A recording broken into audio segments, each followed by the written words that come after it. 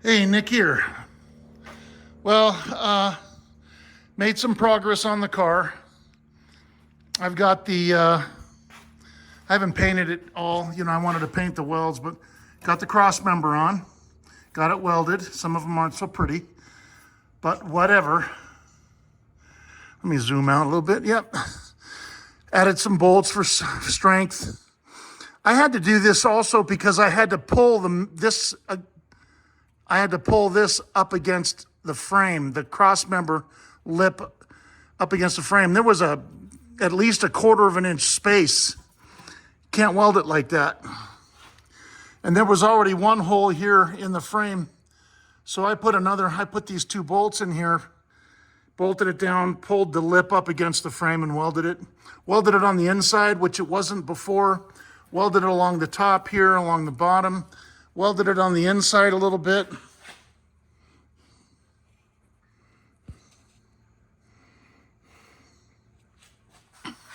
Welded it on the outside. These welds turned out nice. Put the strut rods in.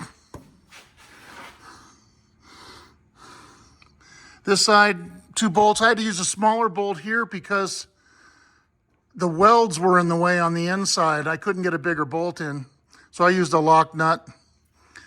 And again, I had to do the same thing. I had to pull this up against the frame so I could weld it. It worked out nice. Up on top, you know, there's that hole there. That hole here. I had to put I used a crank bolt. You know, the bolt on the front of the crank that holds the pulley. I had to put one of those in here with a nut, big washers, to pull the 2 pieces of metal together so I could weld it. Did that. I put a big, huge bolt in there. See?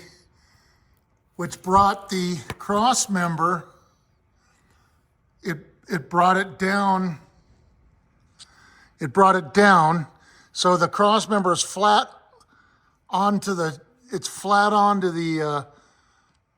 top of the frame now. And then of course it separated this a little bit more. So I tightened the bolt more. You can see how the lock washer is split. That's how tight I have this. And then I put this C-clamp on and I got it to touch. So what I'm gonna have to do is I'm gonna have to weld this and then remove the C-clamp and then weld the rest of it. Did that. Got all the brakes done. Got all the flex lines in, front and back. Got everything greased, got the tie rods and the drag link in and all that stuff. Got everything, greased everything. All right, putting the drag link and tie rods back in. And I cleaned and greased all this stuff. So this is gonna go like that. And this is gonna go here and put that out like that. Okay, that goes like that. This is the part of the spindle. It unbolts though, not unlike a T-bird where it's all one assembly. So that goes here like that. And then the backing plate goes on the brakes, goes on the spindle. So I disconnected it from here and left it on there. And I've greased everything, so. Got all the brake lines hooked up. And the master cylinder, got that hooked up. I had to make a new brake line for it right here. I had to make a new brake line. The old one, because I put an aftermarket master cylinder and booster in there, which was a mistake, I should have just sent the other ones out and had them rebuilt. I had a hell of a time getting that booster on because the bracket that the guy made for the firewall didn't fit, had the wrong studs. I had to remanufacture all of that to get it to work. I had to cut the welds because he welded the studs to the bracket that held the booster to the firewall. I had to cut the studs off. I had to weld longer ones on. I had to reposition them because they didn't match up to the holes. And then when I put the whole thing on, the brake line didn't reach the master cylinder, the main brake line. So I had to make a new one. That was not that hard, but you know. Then I pressure bled it. I got a video on that. I had to take this inner fender well out because I had to remove, there's a big bracket that goes here on the inside. Sorry. There's a big bracket and it was in the booster kept hitting it. And that's another reason I couldn't get the booster in. Hi. Hi. I'll be right back. So I got the fuel system done. I didn't film any of it. I just needed to get it done and I couldn't deal with it.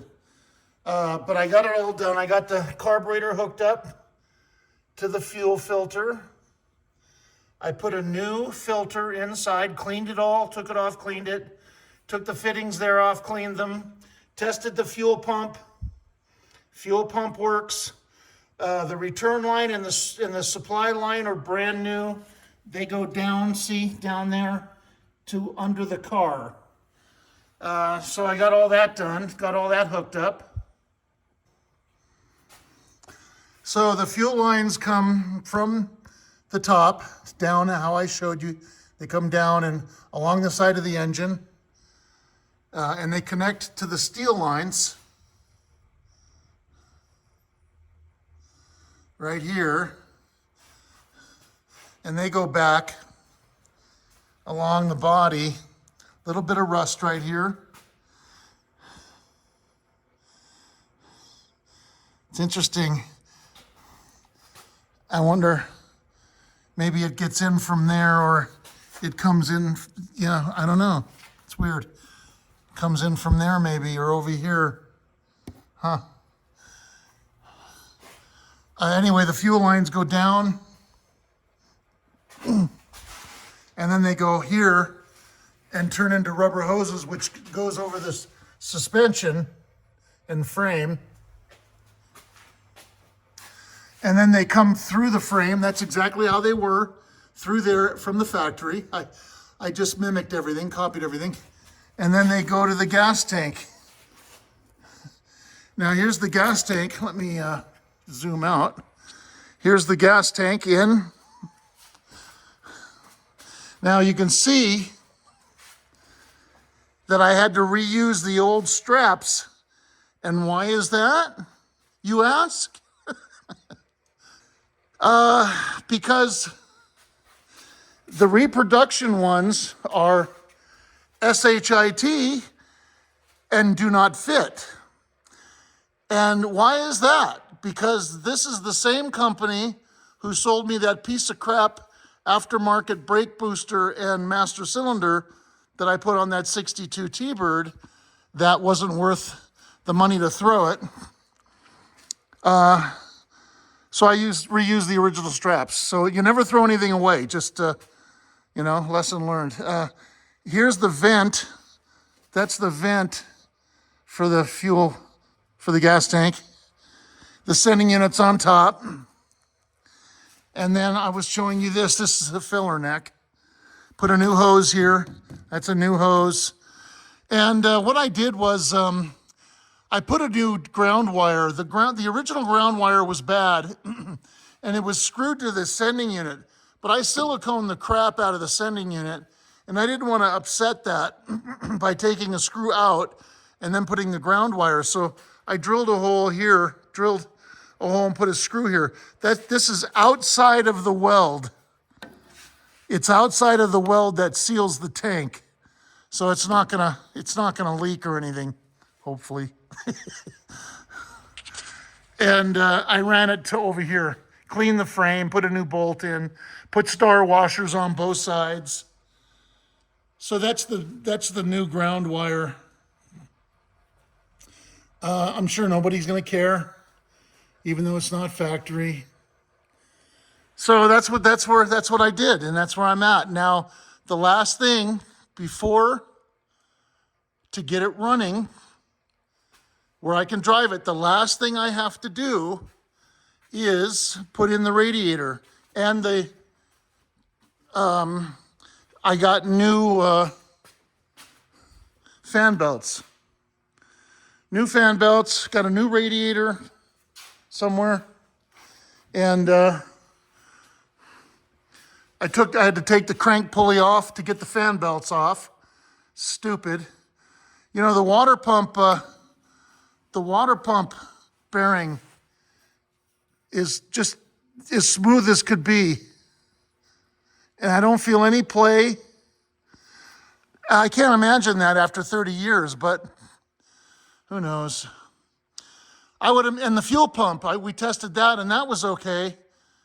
I would imagine that stuff will probably fail or may fail once we get it running and start driving it. We'll see. So that's where I'm at. Thank you. Don't forget to like, subscribe, and comment. I appreciate it very much.